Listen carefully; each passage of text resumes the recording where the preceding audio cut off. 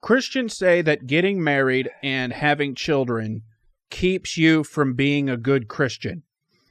Keeps you from being able to focus on God. Okay. So is that true? And okay. That's the only question I have. That's the only question. All right. Okay. Because it seems to me like that makes sense. All right, say what makes sense to you? That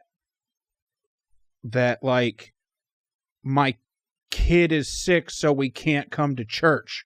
Okay. So that makes sense. Okay. How that would keep you from going to church as much. Okay. Or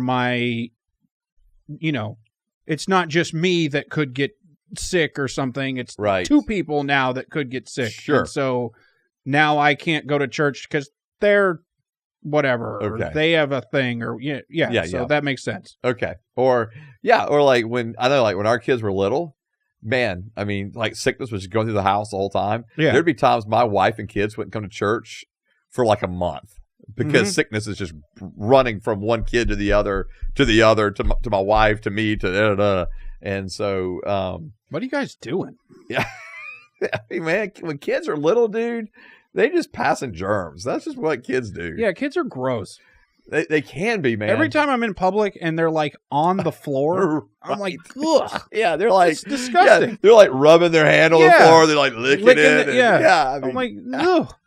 Yeah, and then let their friend or their sibling lick it as well. Right. And you're like, what's going on right here? How does everyone not have AIDS at this point? I don't understand. Yeah, I mean, like it's a for real thing. I remember we had several. I mean, that's a long time ago. But all three kids, we would take them to this the gym daycare, and so we drop them off and like every single time they get sick. Yeah. I mean, every time my wife just had to quit, like cancel the gym membership completely because she couldn't even go anymore because every time she dropped the kids off, they'd all get sick. And so, so that bad stuff happens. But so I think to get to your question though, all the time it does.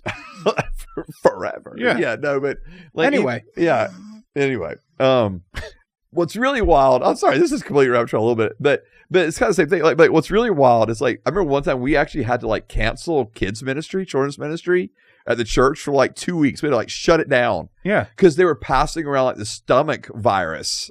And like, it was just rampant. Like everybody was getting sick. Were they all just throwing up in each other's mouths? Like, what are we doing?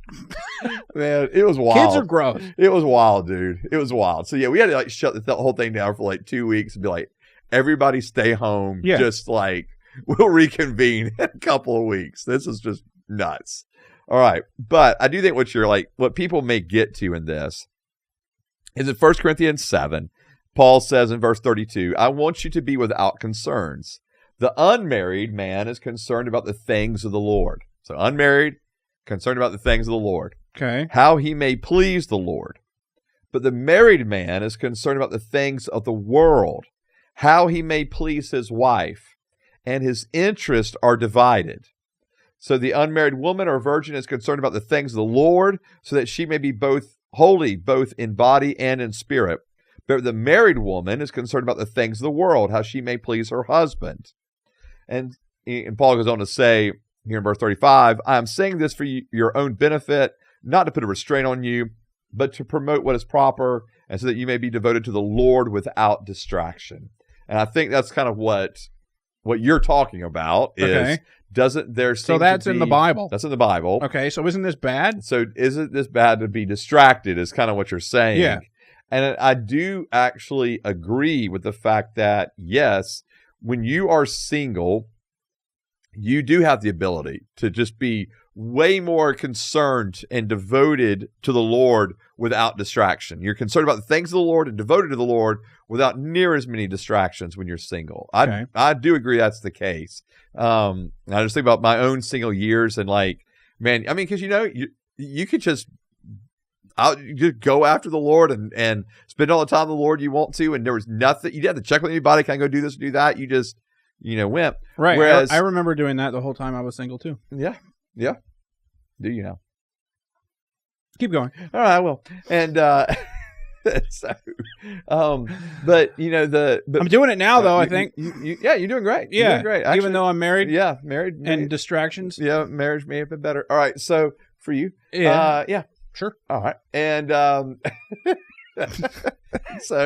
but then when you're married, obviously, and it's such you're concerned about things of the world, how you may please his wife, or how the wife may please her husband, and then also you bring in the children dynamic, right? Of all that, you do have those cares, and you do have those concerns. Okay.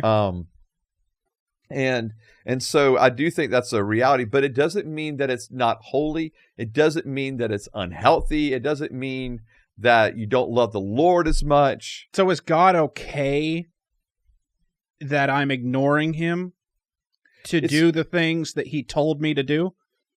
Like, because he says to be fruitful and multiply or whatever. And so if I can't come to church because my kid is sick, is he okay with me not coming and and worshiping because he told me to do this other thing also? Right. And that's what I was going to say. Like, right? Like the Lord, like, using my family as an example, like when my wife couldn't come with her kids, for like 3 weeks, it really was like at times 3 weeks. They'd miss like 3 Sundays in a row, right? Because the kids are sick, she's sick, or she'd have to stay home with the sick kids. And it wasn't like the Lord was up there going, oh man, I'm so disappointed, in my wife, or so disappointed in my, the kids or whatever, or even me for having a wife and kids. That's not the way the Lord is viewing it. Okay. So how is he viewing it? No. So like you're actually, I'm glad you brought up the whole be fruitful and multiply thing, because we're actually following the Lord by doing that. Right. Okay. And actually the Lord tells us, like in Galatians, or in Genesis 2, and again in Ephesians 5, that when we are married, we actually we're one flesh.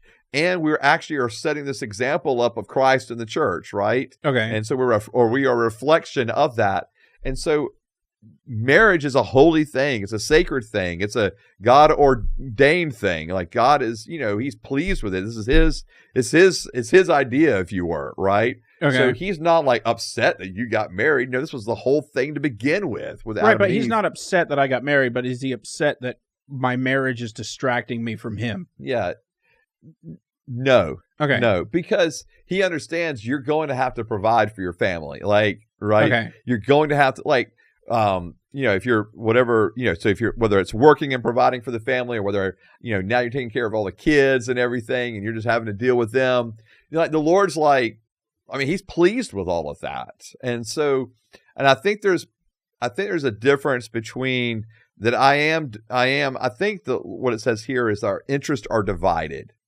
And I think that's the way to look at it. Okay. Like, it's not that like... So I'm still interested in God. 100%. I just have to be interested in this other stuff. Right. And it's not like you're being disobedient. It's Okay. just that your interests are divided. Like, I'm going to exert X amount of time into, caring for my kids and my wife and my family. And then I'm going to also exert time to obey the Lord. And that's not just going to church, right?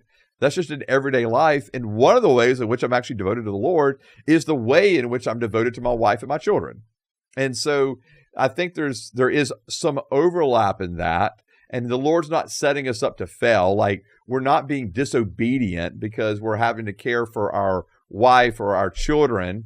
Like, that's not it at all. Okay. And so I think that we can absolutely be devoted to the Lord and be devoted to our family. Okay. Whereas when you're single, it's just full devotion to the Lord, right? So there is a distinction in that, just like your single years, my man. Right. Right. All of them. 10 of them. Right. 15, 30, 30 of them. Yeah. Okay. There's the possibility to be devoted to the Lord. Okay. Yeah. No, that's more clear. Okay. Anywho, next question. Yes, sir.